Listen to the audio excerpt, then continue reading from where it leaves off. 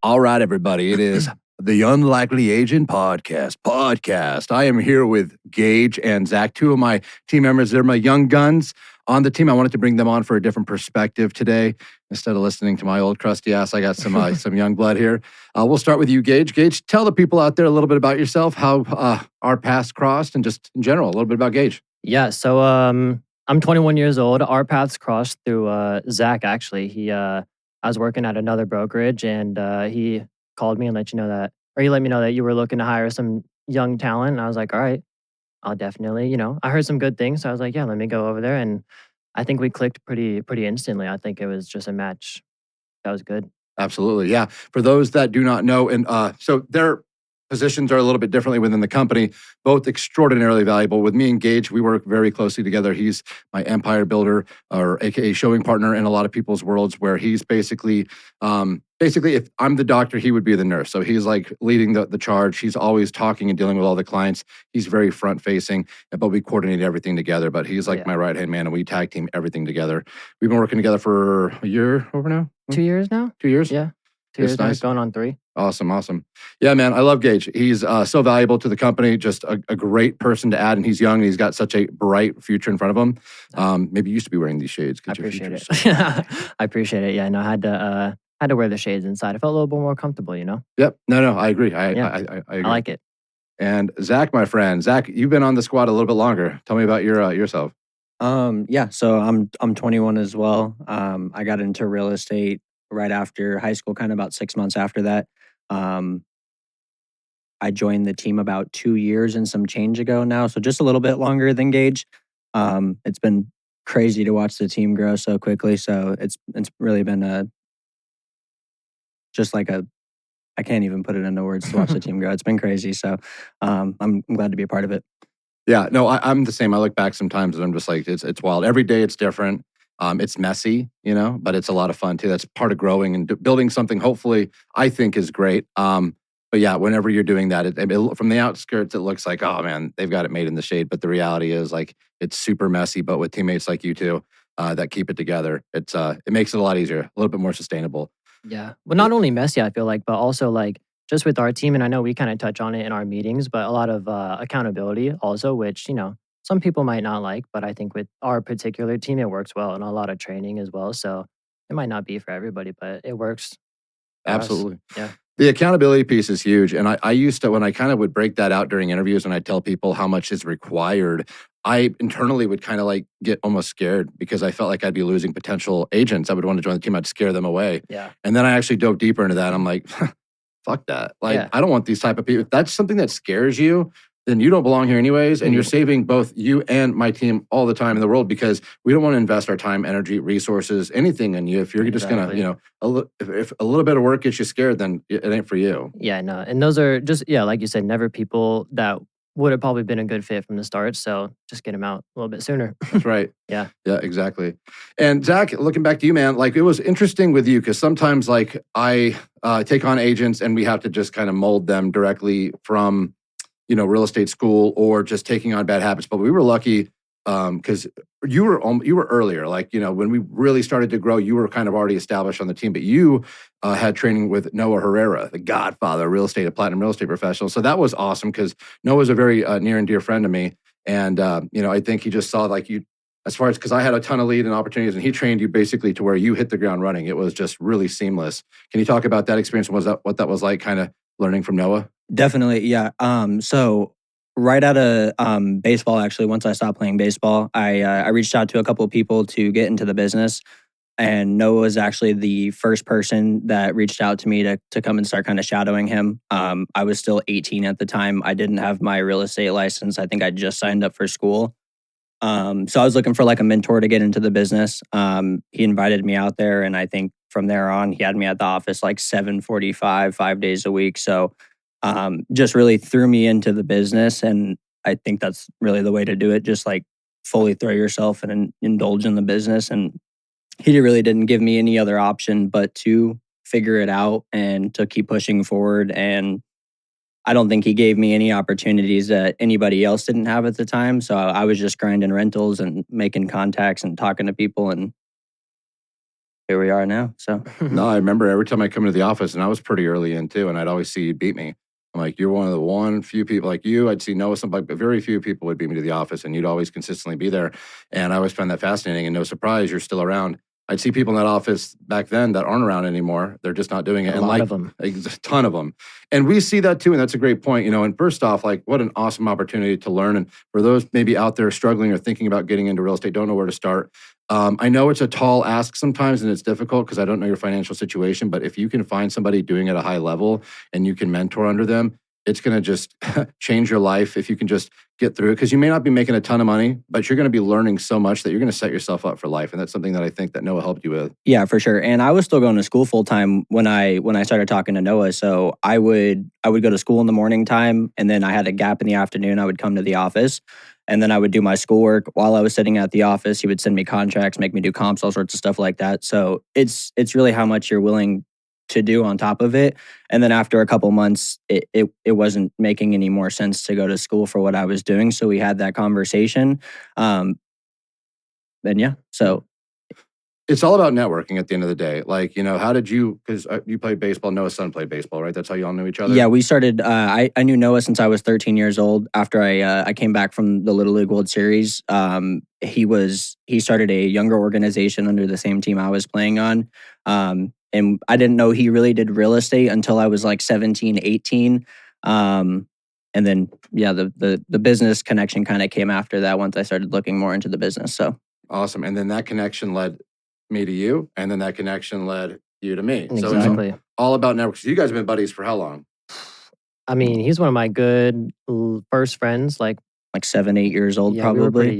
pretty young. Baseball as well. Okay. Yeah, connections. And then just our families. We're kind of family friends from there. We always hung out. I have a younger brother who, he has a couple younger brothers as well. So they were hanging out. And then he dates my cousin as well. I set that up for them. So it's connections everywhere. It's all about connections. And you three live together, correct? Yeah. Yep. Yep. Awesome. What's that like? It's pretty solid. I mean, Yeah. we've done it for like 2 years now.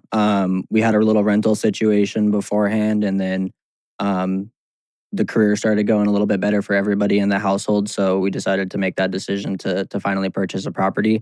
And now we're up in Henderson, closer to the office and all that good stuff. So Awesome. I love it. no I think complaints. it's awesome. I think for young people, especially if you can get like a couple people and live together, it just makes sense for everybody. And we were hanging out every day pretty much for a lot of our lives. So it was nothing like new or like a major drastic change. So it was just easy. Yeah. And that's, you can also take it home with you. And a lot of people, that doesn't sound like something that they really want to do. And I get that. But as an entrepreneur, you almost have to be obsessed if you want to be great at it. Yep. And so you two have the luxury to be able to go home and maybe bounce ideas off of each other outside of the work environment. Well, it goes on like getting a mentor as well. He was kind of my first mentor, I would say.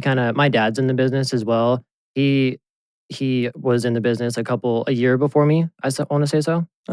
Yeah, probably. Yeah, about a year before. So I just got back after high school. I got back from San Diego. I went out there for a couple months to live with my uncle and my dad's close friends. I was originally going to go in the Navy and try and be a Navy SEAL. But then, I was like, I'm still young, so let me try some different things and see what happens. And then I got back, saw he was kind of joining real estate. And I was like, all right, I'll do the same thing, and kind of got to work on that. I was, just following him around, going on showings with him, seeing how it's done. And he came with me on my first showing, and that was it. I was like, damn, I don't know what I'm doing right now, but he had to step in and save me. It was funny. Yeah, that'll happen. At least you had that, somebody to kind of step up. Yeah, it was like my first mentor. So I think that's just super important, like surrounding yourselves with like-minded individuals that want to also succeed, because that way you can just, like you said, bounce ideas off each other and just keep on going. It's a little bit easier when you have somebody right there. So it's just, Absolutely. keep going. And your perception of real estate, because you probably saw him doing it, you heard about it or whatever, was it exactly what you thought it was? Or what were some challenges that you faced in particular that were unexpected? The school, the first part, I hate school as it is. I know he said he went to college. I knew from a pretty early age I was never going to go to college. I'm not against it. I was just like, it's not for me, So I do know I had to do something pretty fast, like right out of high school. I'm not just going to sit around. So that's why the Navy was pretty attractive to me. And then I saw him and it kind of presented another option. And I was like, well, I'm still pretty young. But that real estate school, it's just like, you know, you don't use any of the things that you learn in there. So it's just super mundane and boring. But once you get past that, honestly, I think just the fact that I was super young and had such a like availability, it was pretty much easy. And I don't have a problem like putting in the work. I feel my dad pretty like instilled that in me in a young age. So I just I kind of saw like Noah had him on the grind. So I was like, okay, well, you know, that's how things are gonna happen. So I just gotta keep putting in the work. Um, Definitely I'd say fatigue, you know, we talk about it a little Mhm. bit, the getting burnt out at times, but it's nothing too crazy. Like it could be a lot worse. Yeah, we talk about fatigue, burnout in this industry. It's very real. We're not pouring concrete in the middle of the summer, Right. but this is still a grind. And Mhm. we'll dive into mindset later on. But I wanted to follow up with you as well. What would you say, like, from because everyone has this perspective? I deal with this all the time. I interview agents or would be agents, and they talk about, I just want to, I see selling sunset, and I just like the idea of selling all these fancy homes. And Yeah. that's just not what it is, Mhm. right? Like, maybe if you're lucky enough to have a client within that price range, if you're lucky enough, after years and years, maybe 1% of your, of working with that is spent actually looking at the property. Everything else is like digging for that client and negotiating, finding properties. Like a lot of it's the messy stuff that like wouldn't make it on the cuts for the TV shows. Mhm. So for you, I mean, I don't know what your previous perspective was on real estate, but was there anything like shocking as far as when you really got entrenched with it? It was kinda like the barrier to entry, kinda same as him, just like what you learned in school, and then once you kinda got into the business, it was just like you're tossed out there and you don't have like a guidance, so I think it was important to get a mentor. It's I mean, it's really hard. I don't sugarcoat it for anybody. I think you have to have like the right expectations going into it. I didn't expect to make money. I was like, I'm just gonna go learn. Like I was gonna go to school and do a free mentorship for 2 years after going to school for 4 years, so I might as well just learn for 2 years here, and I have to make some kind of money, so I think it's more the mindset you put into it, but it's definitely gonna be hard, and I used to tell, like, him, like, there's just a certain amount of hours of suck you have to get through, Mhm. and like you always say, like, the business gets easier as you keep on going, and it's unfair, but you just have to get through it, and, like, the results might not show in the beginning, but That as you keep on compound interest. progressing, yeah, it'll eventually show, and then when you're like, "This check was just, like, so easy to get," it's because of the past 6 months of, like, grinding and showing houses that you have put in, but it the gratification definitely is delayed, so Yeah, this career is glorified a lot. I mean, the HGTV will do that, and Mhm. a lot of people don't really share the behind the scenes grind. But the stats are there. I mean, Mhm. 88% of agents. This is reality. 88% of agents will not make it past 2 years of getting their license. That's Mhm. ridiculous, and that stat hasn't changed. I've been licensed for about 8 years now. Hasn't moved. If anything, it's gone up because it just gets harder and harder and harder. Why do you think that is, Gage? Honestly, I think the part-time, a lot of part-time, you know, agents, it's nothing against it. I just think it to provide your client with the most valuable service, you really can't be part-time. You're gonna miss out on houses, and especially like we entered in COVID, the COVID market, and we all know how that was. It was every house had 30 plus offers, $100,000 over list price. So if you weren't working all the time, you had no shot at getting somebody in there. Um, so yeah, I just think the part-time, you have to really grind at it for those first 2 years. And I think, like he said, the mindset of going in, like I might not make, you know, the $100,000 I want to make these first 2 years, but you're building a foundation to make that consistently for the future in the years to come.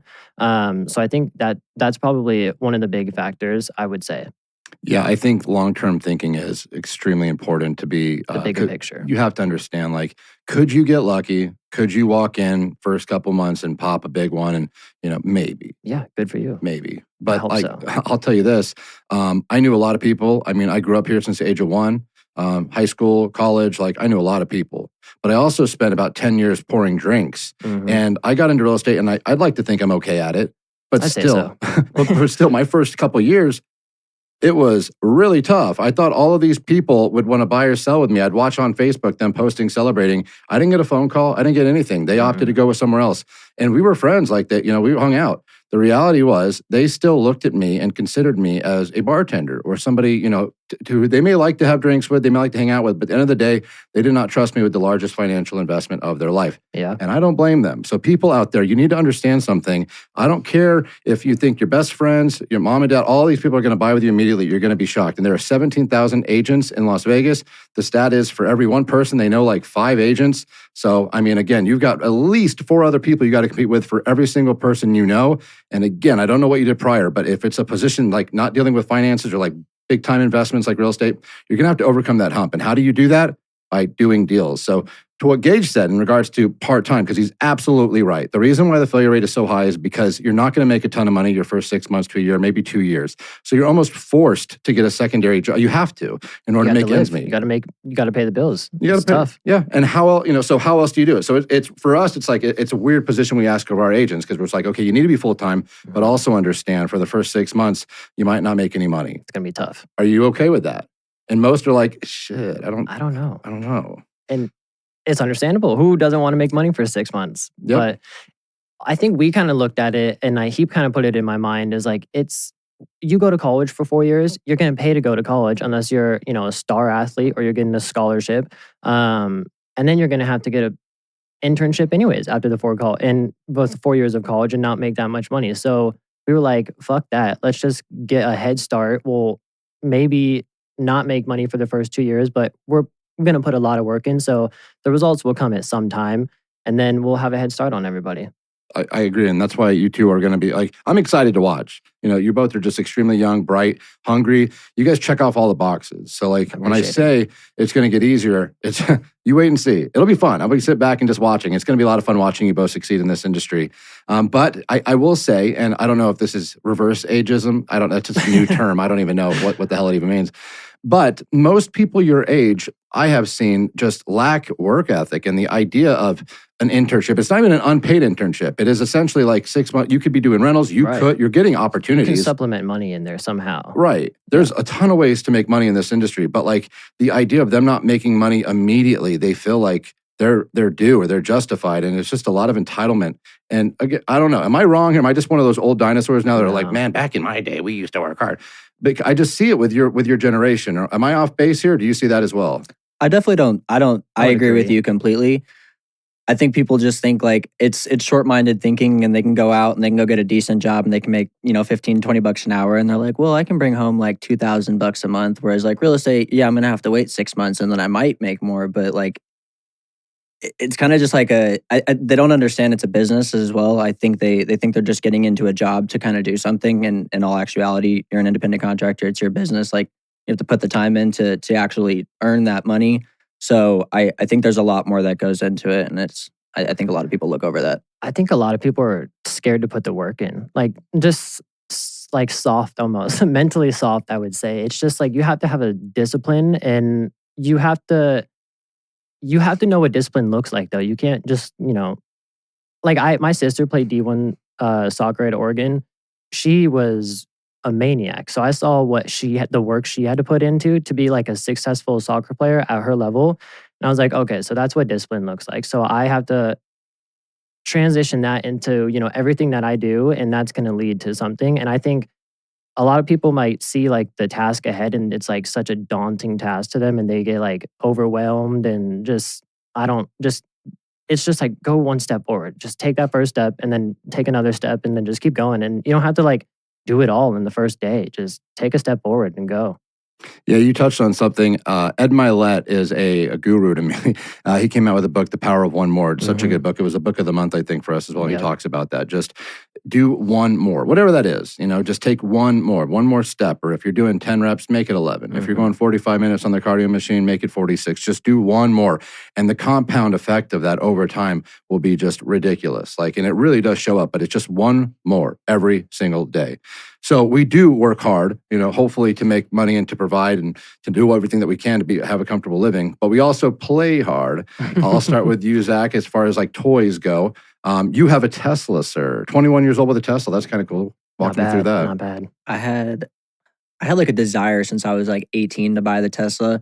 And then I kind of put it off for a little bit because I was like, it's just irresponsible. I need to buy the house. I ended up having a pretty good year. Right before I turned 20, I was 19. Yeah. had a really good year, and I put enough money away to buy the car, and then 3 months later, I bought the house after that as well. So I made sure that I could do both and responsibly do both. So I would definitely tell people to go out and make sure that you're gonna put your money in the right places, but Live a little also. though. you have to, yeah. If you're just constantly grinding and you don't, like, you're just putting money in the bank and you have nothing to show for it, I feel like after a while it gets a little taxing. So you got to reward yourself a little bit. So that's kind of where that came in at. Yeah, you don't want to be the richest guy in the cemetery. That's for sure. For sure. That's definitely true. That's a good one. And Gage, you are a sneakerhead. I would say so. Just a little bit. Yeah, I have a little something, but I have an addiction issues for sure. How many pairs of shoes would you say you have? I mean, we've got boxes in the garage and like a shoe rack in the garage, but I would say like of a rotation that I wear, like in my closet, about 50 in there. 50? Yeah. And the cool thing is, and Gage kind of got Zac and myself kind of looking into the sneaker world. It's a really fun hobby. Before to be honest with you, I would wear like Fila's and just like sandals. I wouldn't care about what was on my feet. But then slowly I kind of got into it. And then it's not just like buying a cool shoe. It's kind of an investment. Definitely. I mean, it is. And I mean, we can kind of touch on what everybody has on feet today, but I think it definitely is an investment. And it goes back to making connections, I think. I mean, especially when I'm wearing these, I have on the Cactus Plant Flea Market dunks. Mhm. They're a statement for sure. Everybody, wherever I go, heads are turning, and somebody or multiple people are going to come up to me and start talking to me about those shoes. And then at that point, it's just a conversation, and we're going to make a connection. And the shoe's already there, so that connection is made. But it definitely is an investment, and it's just so fun. And I got into it by my brother-in-law, I guess now my sister's husband. He gave me my first pair. It was the Jordan 1 Game Royals, the highs, and I loved them. I actually didn't wear them for like 6 months. I was like, I don't know how I'm gonna look in these. I don't know. I was in like 8th grade or something, and then I was like, let me just put them on for this one event, and they looked so damn good. So I was like, oh yeah, it's game over. It was game over from there.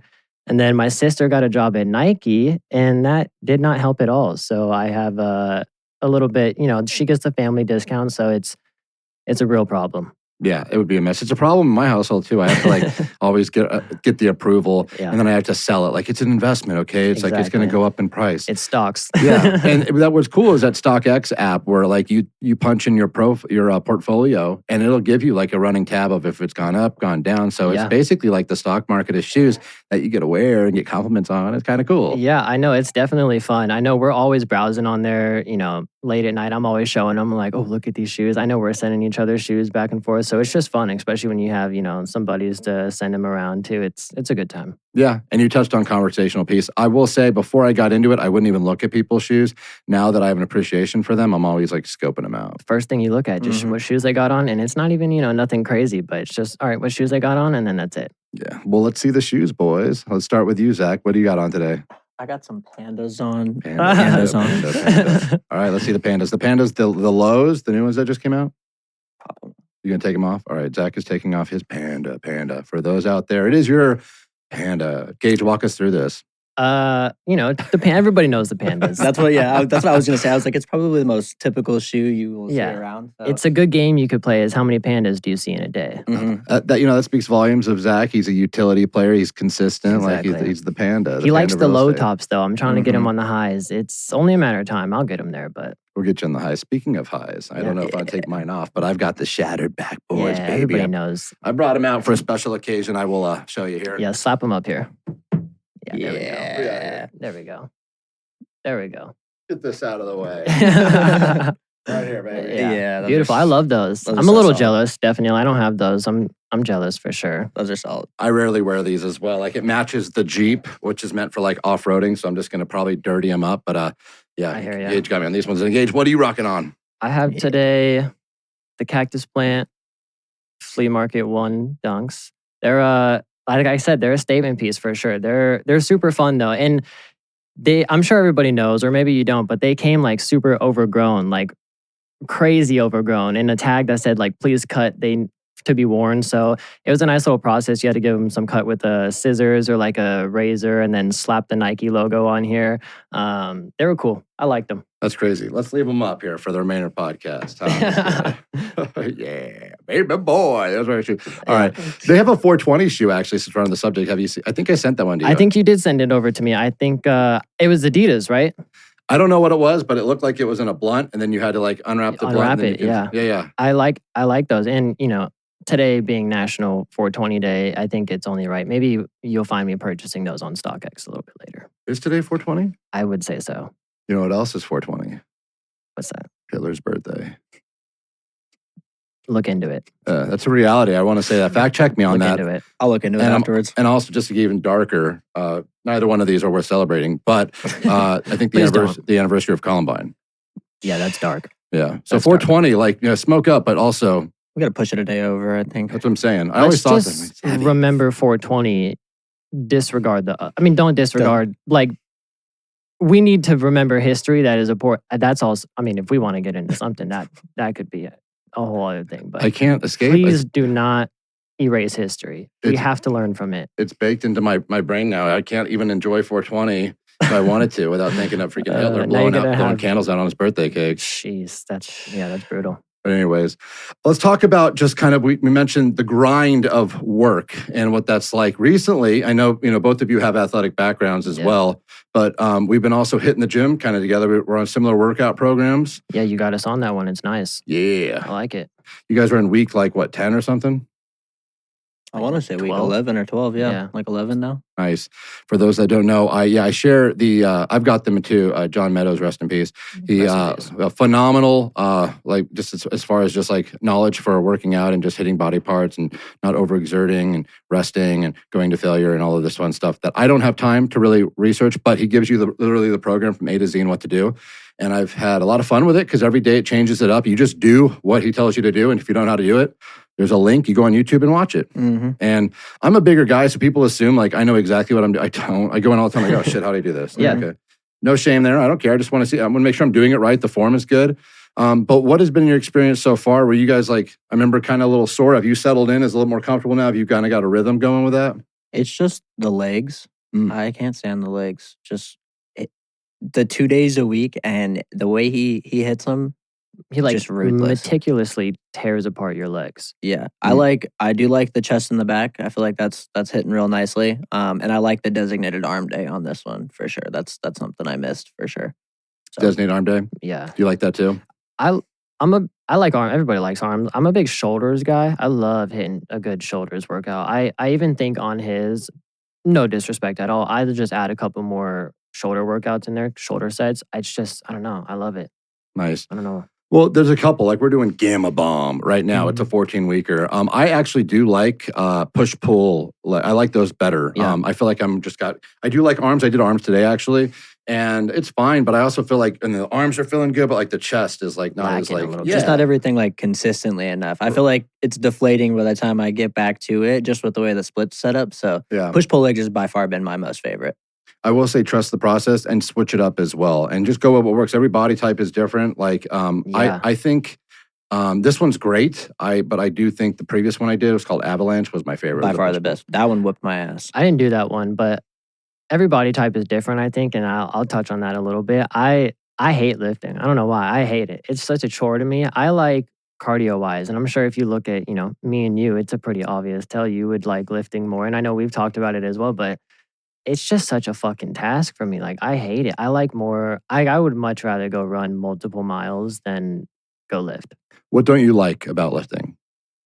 I think it's boring to me, I think, kind of. I'll just I can't and I don't take the proper rest. Like, I think when we work out, it's like, as soon as he's done, I'm going in there and it's, I don't know, I just can't sit around for 2 minutes and, I'll get distracted. How long are because we're on the same stuff, so I can kind of get an idea of how fast you're rushing. How long does it take? 45 minutes. It depends. Yeah, like when it's both of us, 45. Like when I'm doing my own workout, probably about, because he'll hour and a half. Take the proper rest time, but I force it through. I don't know. That's probably why I don't like it.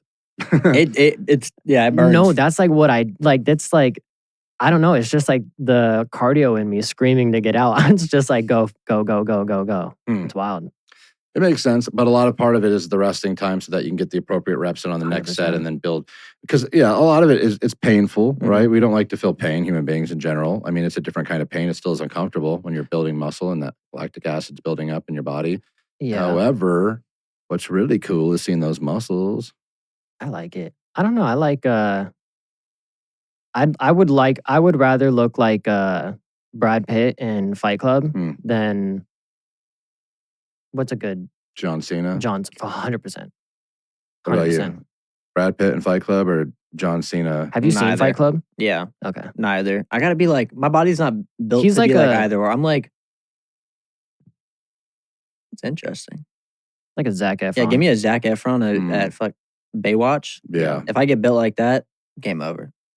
Pause. It's hard. Yeah, it's good. I was gonna say something. But I'm like, I don't even know. care, dude. I don't even care. No, he's a But, beautiful man. yeah, that's a no, beautiful for man. sure, for sure. You can Set the recognize it record like, straight. God, that guy's beautiful. It's interesting you said Brad Pitt from Fight Club because I used to say Yeah. Brad Pitt from Troy.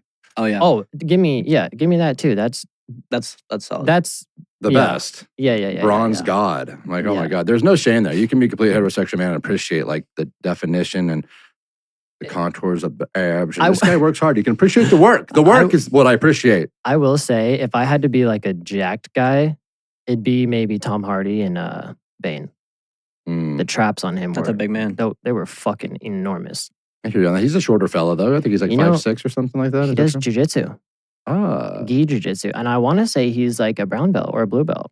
He's a Okay. motherfucker. Respect. Yeah. And speaking of jujitsu, you're a jujitsu guy. A little bit. I started out in wrestling, but I love jujitsu for sure. It's fun. I like it. Yeah, we've talked about it a little bit before. I've done like, I don't know, I probably have like 5, maybe 10 sessions under my belt. It is great. It is very humbling because It's it doesn't fun. matter how big or strong you are. It is meaningless when you get somebody who's more skillful and they have the ability to, to work their way and all of a sudden they're on your back and it's like, what, how did we get here? Now I'm unconscious. Like It's just humbling, definitely. I think going to get your ass whooped a couple times a Mhm. week is great for the mind. it's a great way to start the day. I used to love 6 6 a.m. I will say, if you want to toughen up your mindset, Mhm. consider that and do it maybe 2 or 3 times a week. And be more confident. Yeah. I would say I have a confidence that we've kind of talked about it a little bit. I won't say it out loud, but I walk in a room and I feel pretty confident that I'm gonna walk out of there if everything went to shit, And it's from wrestling at 6 years old to going into jiu-jitsu right after that, and then Muay Thai right after that. So it's just years of confidence building up. It's a pretty undeniable confidence. And when you get your ass whooped, it's just like, all right, that man was better than me. It's nothing crazy. Yeah, that's such a strong trait to have as well. It's to feel confident, feel dangerous, but not have to use it as well. Exactly. There's a difference. That quote, Jordan Peterson, or I don't know if it's his, but It is. it's better to be a warrior in a garden No. than a gardener in a war, gardener in a war. Okay, yeah, that's not his directly, but absolutely. I think Joe Rogan said that yeah. as well. Like, no, I completely agree with that. Just have the tools ready to defend yourself if necessary, but be a gardener, be peaceful by nature. But man, you can, if you feel like if shit hits the fan, You need okay, to protect your people. I'm perfectly capable of figuring this out. And just that type of like swagger, I guess, is just people can sense that too. Oh yeah, and you're less likely to be fucked with for sure. Yeah. Like you ask some people who are gonna go, look for people to extort. They're gonna be like looking for people who probably don't look like or don't look like they're on top of their shit. Right. Just be on top of everything. That's right. And again, going into that, like if it's first thing in the morning, and it doesn't have to be jujitsu, that's just an example, but like do something challenging first thing in the morning before, and especially, if you're an entrepreneur, but I think it's healthy really in any line of work. Like if you just manufactured, because here's the thing in life, and I talk about this quite a bit, but like in life, inevitably, shitty things are going to happen. Loved ones are going to get sick. They're going to die. You might lose your job. Girlfriend might break up with you. You name it. Shitty thing is going to come knocking at your door. So how are you going to handle it? Well, if you're not used to being uncomfortable, you're probably going to crawl up into a little ball sucking on your thumb. But if you have introduced manufactured uncomfortableness daily, whether that's sauna, jujitsu, working out, anything consistently, you have toughened up. You are conditioned at this point to deal with adversity so much better. So that's why jujitsu, that's why these things working out, it's like, sure, it's going to be great physically because your body's going to transform, you'll be healthier. But what it does mentally for you and how it conditions you for hardships down the line is invaluable. Insane. Yeah. And I think that might be a reason why, going back to what we touched on earlier with our generation being soft, just a lot of like unhealthy people, I would say. Like you're not doing the greatest things for your body and your mind are they're one. That's your temple, so you got to take care of that for sure. Yeah, and we could talk about that too, as far as like, because I agree. The whole body positivity thing, and this is coming from somebody, and I can show you as well. I got no shame. This dude right here, if you can see, that was me. Like, did they want to say what your nickname was? I had a couple. Fat Mike, Amber loves to call you. It's so mean. It's so mean. It's totally fine. No, and I don't mind it too, because every time I take a swig of water in the gym, like anybody who's talking to me will see it too. I don't care. That was when I was 350 pounds. That was probably about 4 or 5 years ago. Crazy. It's a humbling reminder. And we've kind of joked about it previously. Like I would do like videos of me hosting an open house, and I'd walk up the flight of stairs and I would be gassed. I'd be exhausted. And I just decided at one point, I don't want to deal with this anymore. So coming from somebody who used to be heavy, I think I can have an opinion without body shaming. Yeah. Because I can tell you from experience, it's much funner being in this body than it was being in that body. And it's nothing negative. Like I still loved that guy, although I didn't take care of him. Mm-hmm. But there is something to be said, because I was pre-diabetic. I can have the blood work shown to you if you'd like, but high blood pressure, pre-diabetic, like it wasn't looking good. And I have a kid now too. I'd like to see him grow up. And so we talk about people who are 400, 500 pounds, and sure, I'm sure they're great people. But we can't sit there and tell you that you're healthy. That's irresponsible on our part, on society's part. It's nothing against you. It's just how do we get you better? Yeah, exactly. You have to pinpoint it. I think there is a place, and again, as grown-ups, I never condone it as kids because but like to almost be bullied. When Amber would say, Fat Mike, and she doesn't say it, she never said it then, right? You know what I'm saying? Yeah. But a little bit of that for me and not for everybody. So I'm not speaking in general terms, but it was healthy for me kind of, because I needed somebody to check me on that shit. Oh, yeah. The people that cared about me were like, Mike, you're unhealthy. And it wasn't to make fun of me. It wasn't to bring me down. It was like, you might want to make some changes to your life. And that was the people that were having tough conversations. And that's the problem nowadays. We're afraid to have tough conversations. If you love somebody, you tell them that they're fucking up. If you see somebody in public, for example, and they've got some food in their teeth, you can do one or two things. You can not say anything because you're afraid of conflict. Gosh. And you let them walk out with food in their teeth, looking like assholes, or you tell them, and it's going to be uncomfortable, but at least when they walk out and they talk to everybody, they don't look like a jerk. I had to get this guy to start doing that. I used to be like, just something's off. Like I would have like, I don't know, something like, something on your face or some shit just wrong. And I would have to be like, guy, were you just looking at me for 6+ hours and didn't tell me I had this thing on me the whole time? He was like, I just thought you would notice, And I was like, you have to tell me. I know it, but you have to tell me. I need to look better. Like I don't care if you tell me, so just tell me and then let me go out like that. But I had to get him on there. I was like, you have to tell me. How dare you? I know. I got pressed all the time for that. But it's just like, I personally, like, I truly don't care because I'm just like comfortable around people. But like, I understand now, like, if you're going out, like, you would want me to tell you. So, oh, yeah. I try to remember. But we got him on it. He's good now. Okay, good. Yeah, he's not going to get upset if you're like, bro, your breath smells like shit. But if he goes out and he's talking to a dimey dime, right. And then she's like, okay, like, isn't I talking to you? And then like basically just scoffed him off because his breath stunk. Man, you fucked him up there. Right. I respect it. Exactly. It's your responsibility. That's not the case, though. Yeah, and that's called tough love, and that's something that I've had to also adapt as a father now. It's like sometimes like you love your kid, but you don't want to bubble proof the world from you can as much as you'd like to, because ultimately they're going to go on without you. So if you bubble proof or bubble wrap the world for them, and they don't experience any hardships, any adversity, the moment they are no longer around you, and these kids are going to pick on them. It's just what kids do. They're ruthless. Oh yeah. Is he going to stand up for himself, or is he going to just, crawl into a little ball and suck on his thumb? If he hasn't ever faced this before, I can almost guarantee you he's going to crawl in a ball. And I refuse to let that happen. So that's called tough love. It's not because I like to see my kid suffer. It's because he needs to understand that shitty things happen in the world. It's part of life. Dude, I think my dad did a great job at that, and I will be eternally thankful for that. I would hate. My dad is I love that man. He's a very interesting guy. And he made sure, like, do not start any shit, but you definitely will not take any shit. Like, don't go looking for fights. But if you ever see anybody getting picked on, or God forbid somebody trying to pick on you or your fucking brothers or sisters, like go handle that. Go take care of it. But he never like made things easy or soft or like that. It was just the tough love that was there, and he knew this is going to get him better. He will be thankful for this, and he was very right. I will always be thankful for that. Yeah, I've met your pops before. He is in the real estate game. Great, great agent. When you see him, you wouldn't assume like this person is very high producing real estate agent. Yeah. He kind of reminded me of Bam Bam Bigelow, not like the heavier set. Do you know Bam Bam Bigelow?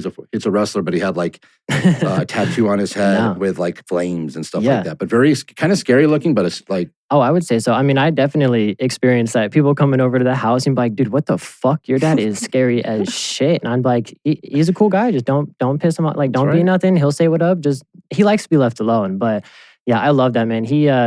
He looks over his people like nobody else. He protects us like crazy. So it's he can be a scary guy for sure, but I'm glad to be on his side. I think there's a misinterpretation now sometimes, I think, with sternness or having, I don't know, I guess I could say, I can only speak from really my position as a father, like being almost a stern father. And right now, obviously, my kid is 13, 14 months. So there's really not much going on as far as me kind of being stern in a lot of Right. aspects. Yeah. But make no doubt, like when the time comes, like I'm not here to be his best friend. I'm here to be his dad. Dude, When he gets older, we can be best friends. he used to say that all the time. And it's He's so like, true. Yeah, he's like, it's more like a coach. Like, I don't give a fuck if you like me. Yeah. You're gonna respect me, and we're gonna. This will make you better. You'll see. Yeah. I hope he likes me. Generally, I hope he does. Yeah. At the end of the day, though, that's not my number one priority. My number one priority is to make sure that I raise a man who's going to be a good person, caring, loving, kind, fair, all of these traits. And sometimes if that requires me being a jerk or showing him, hey, son, this is the reality. And if he hates me for a day, that's the price to pay to know that I'm going to raise a man in a world where, I just see less and less of them personally. They'll come back around. They are a dying breed, though, for sure. It's crazy out there. Once they hit about 20, I think once they have like the full like ability to look back and just be like, oh, he taught me like the lessons. And once you can actually start like being in perspective of like your peers and actually seeing people start to grow up and be like, oh, And people who weren't like that. yeah, like it like I feel like once you graduate high school for sure, like everybody starts to separate. And that's where I feel like whether he liked you or not, that's where he'll really appreciate those lessons that you taught him, because that's where they start to come in handy. And you'll start to truly set appreciate yourself it. apart from other people who might not have had those great experiences, and it's just we're very thankful for our parents instilling that in us. Yeah, it seems like we all are here, but I do see that there's also a group, and it is interesting. I will say, just kind of watching it, it's developed the past couple of years where, it used to be where if you were building something, creating something, you invented something that was worthy of admiration or just attention. Yeah. Now, and I think in large part this is due to social media, but the victimhood culture has gotten to the point where it's literally the reaction, the response, the attention, the glamification, everything is equivalent to where literally you could spend years, decades building something, creating something, and you're applauded, right, as a hero. But in the same sentence, overnight, you can cry victimhood and you're given the same amount. And so people are looking at it as like, okay, what path should I take? Well, let's go the easier path here. I'm just going to play a victim here. And I just see so much of it where people cry about stuff. And man, they cry about my dad didn't do this or my mom didn't do. Well, okay, like you can always find something to complain about. I can assure you, Everybody can. If you look for it, you totally can. But I think we do too much of that, where we look and we compare. And I think again, social media has a lot to do with it because we see the best of everybody, and we compare. Like, well, I didn't get that. I wouldn't even say the best of everybody, just what they want you to see, what the perception of what them, and probably not 100% true. I would say maybe even not even 50-50. But so it's just that false narrative of like, you're not chasing something that's necessarily like you can't reach that. It's fake. Yeah, it's all about keeping up with the Joneses. Yeah. And we talked about on this last episode of the Unlikely Agent podcast where we discussed how social media is really creating a weird society, and it's only getting weirder. There's no signs of slowing whatsoever. And it's one of those things where people put out their stuff, how they want you to perceive them. Reality is, it could be, broken home for all we know. It doesn't matter. They're just trying to, paint this image. And then you're over here trying to hold it together, doing the best you can. And you're seeing this person, that person living what you think is an amazing life, but it's all fake. Yeah. That's why I just try and stay off of it. Post my shit, get off of there. Nothing really too crazy. It's not healthy. What about you? You a social media guy? Not much. I've actually taken a break for the past little bit. I feel like it was just more distracting than anything. I feel like definitely having a presence is really important, but if you're not actually using it for that tool, I just feel like it works against you. So Yeah, I feel like it definitely has a lot of resources, and that's 1000% where everything going is online. So I think it's definitely important to have a presence. But if you're not using it correctly, think for like 99% of people, it's definitely working against them. I do get my news from Twitter, I will say. That's the Mm. greatest news source on earth now. Shout out Elon. Oh yeah, Yeah. My experience with Twitter is interesting. I suppose it's who you follow. I follow a bunch of like old school wrestlers and UFC fighters. That's literally The who I UFC follow. fighters are good. You follow Darren Till? Yeah, I think He's a so. good follow. Yeah, I follow pretty much. I find UFC fascinating in that regard because I used to love wrestling growing up. Obviously, with the shirt, if you can tell, like this is a badass shirt. Here we got Hulk Hogan and the Ultimate Warrior at their matchup at WrestleMania. Yeah. Classic. The match itself was a little bit underwhelming, but the two icons will go down in history as arguably some of the best of all time. Mount Rushmore of wrestling. Shout out, rest in peace, Ultimate Warrior. But what I wanted to say, where was I at? I forgot. Twitter. I liked the storylines of wrestling. It was scripted, right? So like you'd have people that were good guys, bad guys, but you invested in them because you wanted the bad guys to lose and you wanted the good guys to win. Yeah. UFC, before Twitter, I didn't have any of that. You know, they didn't do the pressers like they used to. It was just like you follow the people. Yeah, you follow people who won the fights, right? But you didn't know too much about them. But now you get people that are super light. You got the Colby Covingtons, you got Conor McGregor, obviously. Jorge Masvidal. Superstars, right? Sugar Sean O'Malley. Yep. And a lot of times they're, Nick Diaz, like they don't even have to have Nate Diaz. They don't even have to have the fighting record to back how popular they are. It's all through personality. Oh, yeah. Now, I think Sugar did a great job of that. He blew himself up and took his time on the UFC side, too. Like, at fighting, like, he got suspended a couple of times for some, I think, weed. Yeah, I think it was weed. It's legal now, but, and I think he said, like, I'm eternally grateful for that. Like, those 2 years that I took off where he just trained and just got better, he was like, yeah, that was fantastic. Yeah. Do you follow UFC? You a UFC guy? I can't tell you like anything knowledgeable. I'll sit there and I'll watch them and they're super entertaining. He's gotten me definitely more into it. Like I would say definitely before we lived together, I didn't watch much of any UFC in my family. And then definitely once we started living together, we've pretty much watched consistently every single weekend. So they get me every fucking weekend. They get me. Terrible. Do you know why? Yeah. They gave us a good free one last weekend though, Max Holloway. They got a good product. I mean, that's something that I can tune in on all the time. I stopped watching. Admittedly, I just stopped finding the time to really watch football, basketball, anything. But UFC, that's that one sport where if on it's the weekends, nighttime, perfect. What else Smart you got to Saturday do? night, dude. Yeah. Everything else is like a Sunday or like Tuesday evening. Like I Yeah. can't watch a 4-hour game right now, dude. And during COVID, like everything was shut down. UFC just kept it moving. Thankful for Uncle Dana doing that because I don't understand that. I mean, I do understand, but it was just now that all the facts have come out and it was not what it seemed to be. I'm thankful that he did that and the shit he was catching. Elaborate in regards to COVID, like everybody coming after him for keep continuing to go after or do live shows. And even though he was doing all the testing and making sure like, we're going to take all the steps needed, but he was just catching so much shit. Yeah. For just trying to keep, doing what they're doing. They were doing everything that they had to do. You're absolutely right. And still catching shit. Certain places were allowing it. Others weren't. It was all like everything else. It's political. Yeah. He went to Abu Dhabi. They said, let's do it. Yeah. Yeah. But UFC, it's one of those sports that is like increasing with popularity while others are starting to fall flat. Why do you think that is?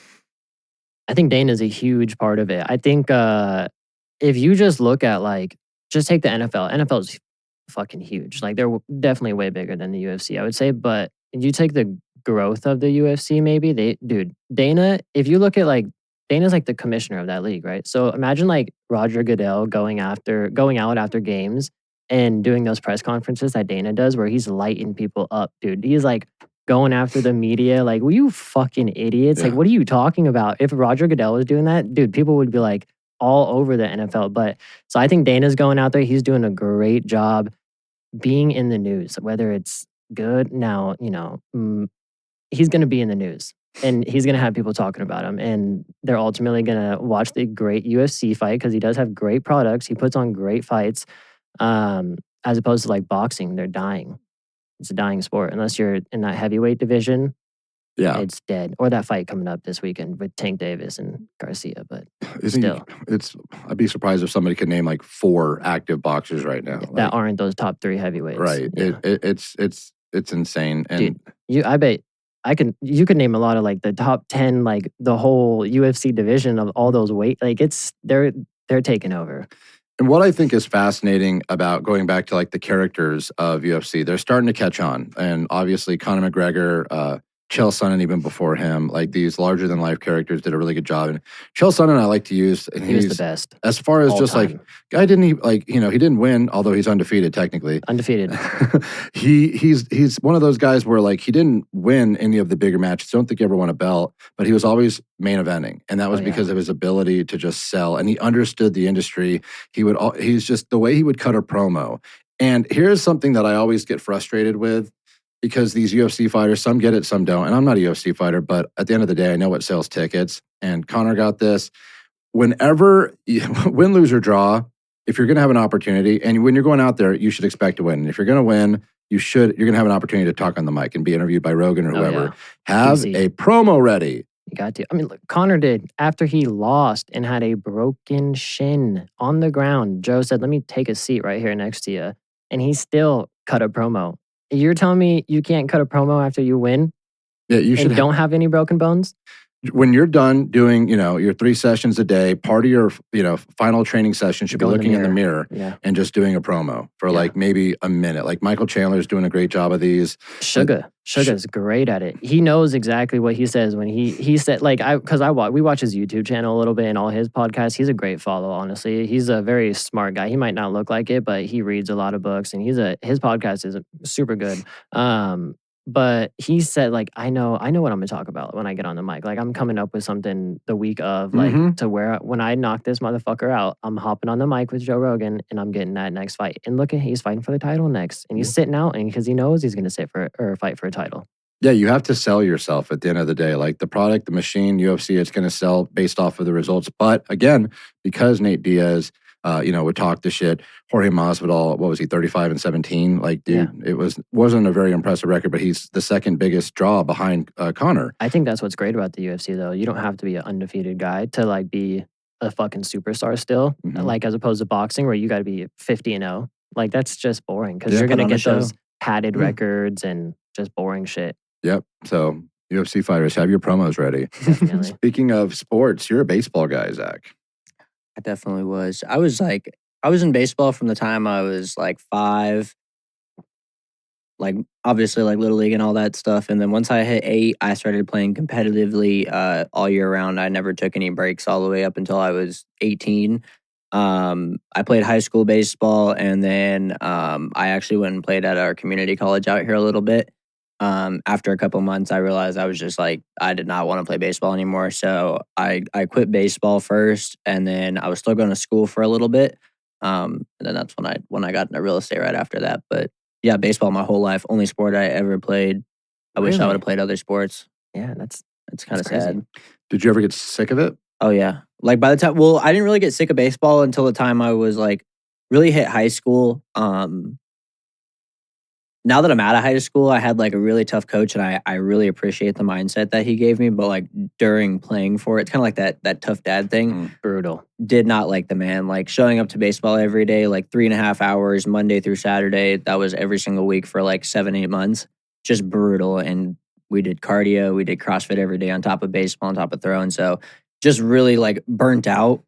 But it kind of it was nice to have that because it like directly correlates to real estate. And it was nice that was my experience directly getting into real estate, because that was just kind of the expectation that I had on everything now, which is like, it's going to be a pain in the ass. Like I got to do it and just get through it.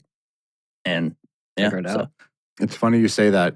You reminded me of my head coach in high school, where he was like the head coach. Ever seen the Varsity Blues? Yes, sir. Yeah, so he was like the devil. Like, man, he was tough. Like, I used to think he had a personal vendetta against me, and I was one of his studs. Like, I was one of his players that were like pretty damn good. Yeah. I was captain of the team and everything. Like, but he didn't act like that. Like, dude would like publicly disgrace me every opportunity he could. That's the Bill Belichick mind. It's really what it was. And to this day, I harbor a little bit of like, I'm like, fuck that guy. If I see that guy, but at the end of the day, I appreciate him too, because he instilled a lot of work ethic in me. And there was little things I thought at the time were petty, but all the details make all the difference in the world. And his motto was no excuses. Dude, wrestling did a great job of that. I had the same wrestling coach for most of my life. I followed him around to whatever school he went to. So I started off like he started off as Cimarron, and I was like on their youth program. And dude, even as a youth, they used to be like whoop our ass. Those practices were crazy. And then getting into high school, we had like that freshman year, the JV coach. He was a fucking maniac, dude. It was crazy. But wrestling is I always said if I have a kid, that's going to be his first sport. You need wrestling. It's just good for the mind, good for the body, and they say after wrestling, everything else is easy. Yeah, I remember that wasn't a sport. I was always wanted to get in. I think there's just basketball and wrestling always same time. So I could never Real do men it. wrestle. But definitely got love in my heart for wrestling. But I remember going by and it'd just always be so humid, and they'd have to drop weight so quick, and it'd just be the practices Dude. seem ridiculous. I was cutting weight as a little kid. It was crazy. Like wrestling, like I think one of my first tournaments was 54 pounds, and I weighed 60 pounds, so I had to cut a couple pounds a couple days before. But it was crazy as a little kid, dude. All the way up until high school, I was cutting like 14 pounds a week. That's wild. I talked to a buddy. His son's a high-level high school wrestler. We just had coffee with him the other day. He talked about when they would be driving, and I don't know if you're familiar with this tactic, but to lose weight, he'd have like, I don't know, some sort of like Jolly Ranchers that he put in his mouth, and the kid would just spit there for the 3-hour drive. Just Oh yeah, spit. we used to have a Gatorade bottle and bring it around in classes with us, and yeah, just chew gum and spit and get all the water out you can those couple of days before leading up, because we didn't always have access to like a sauna. Like if you go to the gym after school, you can get in the sauna, and sometimes a lot of the wrestlers would go after and cut weight. But yeah, it was brutal, dude. We were doing anything you can. I would get in my bathroom and put towels under the doors and like seal up everything, and then like make my own sauna, turn the shower as hot as I can. Do that, the hot bath, hot tub, like just sweat as much as you can, trash bags over you, and run sprints in the gym. Doesn't that seem a little bit crazy? I still don't understand that. Like, you have to be at a certain weight. Shouldn't it be like, I know that you have, because that's what they do. They'll cut weight, right? They'll get to 145. You're there for 15 minutes. And then the day of the fight, which is the following day, or maybe 2 days later or whatever, So you're wrestling, 180 pounds. Yeah, wrestling, it was either we weighed in the day before or the morning of. And sometimes like at state, it was the morning of, and you'd have to go wrestle like 4 hours later. So you didn't have as much time. But yeah, you're that weight for 30, 45 minutes. And then I remember one time I went to, we weighed in, and my dad took me to McDonald's right after, because it was on the strip. It was a tournament on the strip. And we just went to the McDonald's, and I had to wrestle like a couple hours later. So we couldn't go really back to the house. But I ate so much, dude. And I think I weighed in like 10 pounds later that same day. Yeah, that's so well. It's interesting how people can cut down and then they'll be 40 pounds heavier come fight day. I'm just like, why not just weigh them that day?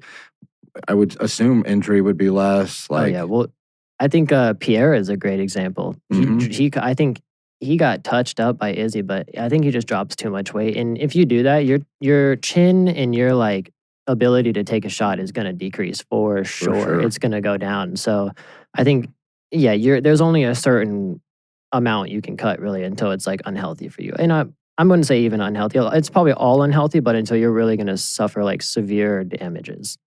Yeah, before we wrap up, as former athletes, because we talked about this on the podcast last time about how they do very, very well transitioning into real estate. Why do you think that is, Zac? I think like the most important mindset that I carried over is like baseball, like a successful baseball player might hit 300. So like it's all statistics and stuff like that. So like it's the same in real estate. Like you got to talk to X amount of people and it's going to be smaller results. But in the grand scheme of things, like you're still doing very, very good. So I think having that mindset and then just like consistently every day showing up, whether like you're putting in like 100% effort or just like 70, like just get there, put in the work and make sure it gets done. I think those are the two most important from sports. Awesome. Gage?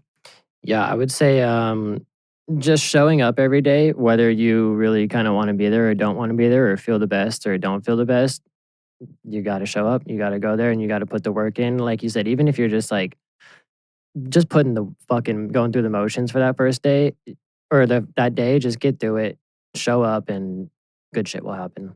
I agree. And that's why I love it when I interview former athletes or, athlete backgrounds, just because they do have that work ethic. They're used to falling on their face and getting back up, being consistent to your point. And yeah, as far as in real estate, if you're converting 2%, you're a stud. Mhm, You're an all-star.